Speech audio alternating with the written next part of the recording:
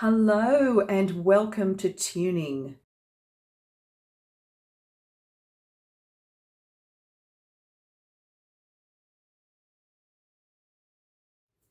First of all, check your alignment. Make sure your instrument is in good shape and good alignment to start with, and that you're breathing correctly. Now, what's your face doing when you're singing? It's really hard to stay in key when our face is drab or down.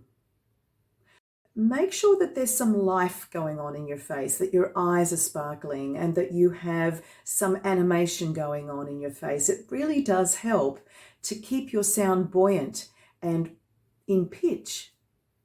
Imagine you're always singing above your molars, this space up here, rather than this space down here. So let's put our hands here in the space where your molars would be coming together, but we know that they always have some space between them.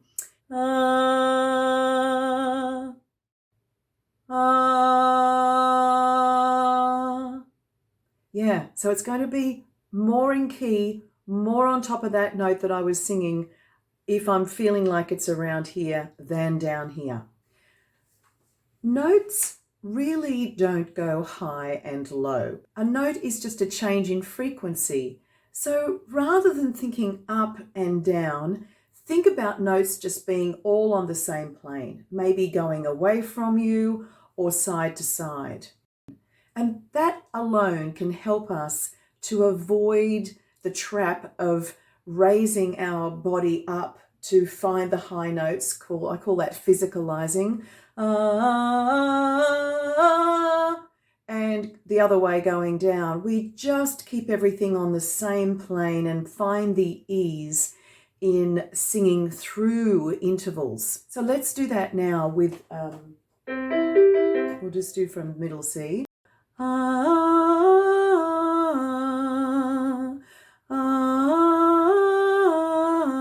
And just let those notes come out right in front of you rather than thinking about them going up and down.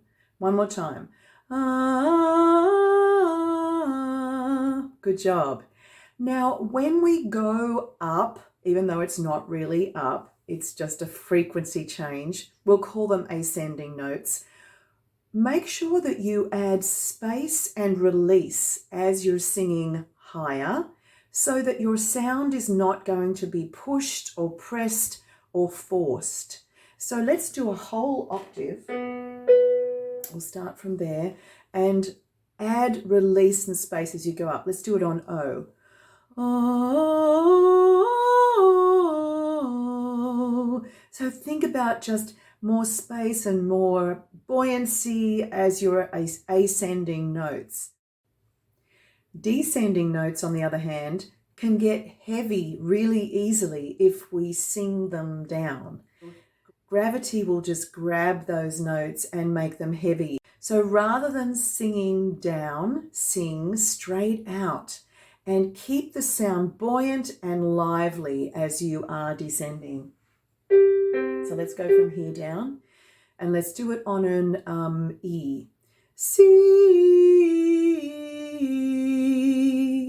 C. Repeated notes.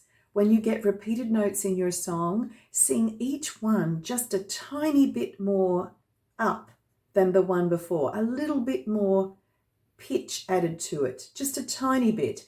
Otherwise, gravity will pull it down. So let's say you were singing a do, a series of do's.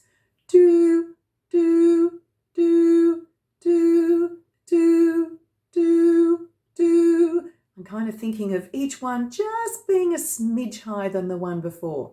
And that's a good tactic for staying in key. When you're coming back to the same note, also make sure that that coming back to note is just a smidge higher than the note you sang to start with. So if you were going, oh, oh, there's the original. We want that second one just to be a tiny bit higher. Oh. Approach notes from above rather than below. To do that, we want to be prepared. So we want our instrument to be, our vocal tract to be ready for that pitch, our brain to have that pitch in it before we sing, so that we're not going to scoop up to it. When we scoop up to a note, we fix it after it's come out instead of preparing the note before we actually vocalize it.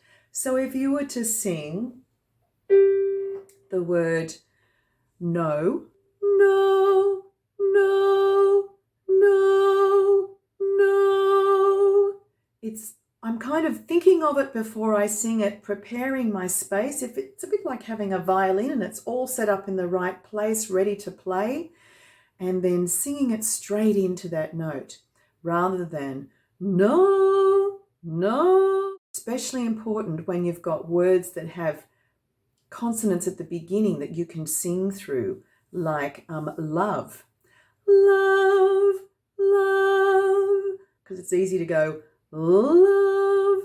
So come in from the top, sing them cleanly. We call this clean entries. So one of the common reasons we can start to sing flat as a singer is when we're using too much tension, force, press in our sound.